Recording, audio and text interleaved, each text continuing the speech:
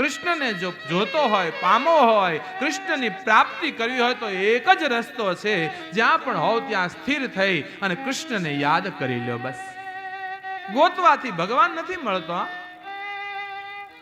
જીવનમાં ઈશ્વરની પ્રાપ્તિ માટે ક્યારે ભટકશો નહીં. તમે ભાગવત સમજાવે છે, જ્યાં પણ હોવ ત્યાં બેસી જાઓ, ઈશ્વરને યાદ કરજો. હું હાથને મારા ફેલાવું તો તારી ખુદાઈ દૂર નથી, પણ તું હું માગું અને તું આપે એ વાત મને મંજૂર. હું તને ગોતવા નીકળું તું મને મળ. હું ગોતું નહીં કૃષ્ણ, હું બેસી જાઉં, તું હામે હાલીને આવ તો તારી ભક્તિ મેં કરી સાચી કહેવાય. બાકી ગોતવા ન નીકળું. બધા મોટા મોટા તીર્થમાં તીર્થ દર્શન કરવા માટે જાય.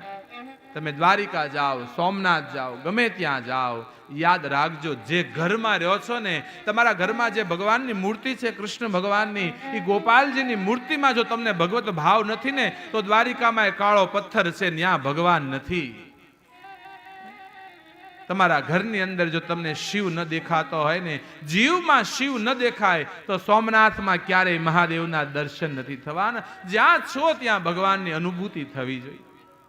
ભટકશો નહીં, જ્યાં હોવ ના સ્થિર થઈ જાઓ. અહલ્યાને જ્યારે ગૌતમ ઋષિએ શ્રાપ આપ્યો ને, અહલ્યા સ્થિર થઈ ગયા, એટલે અહલ્યાનો ઉદ્ધાર કરવા ભગવાન રામ સામે ચાલીને આવ્યા. અહલ્યા ભટક્યા હોત તો ભગવાન ન મળે.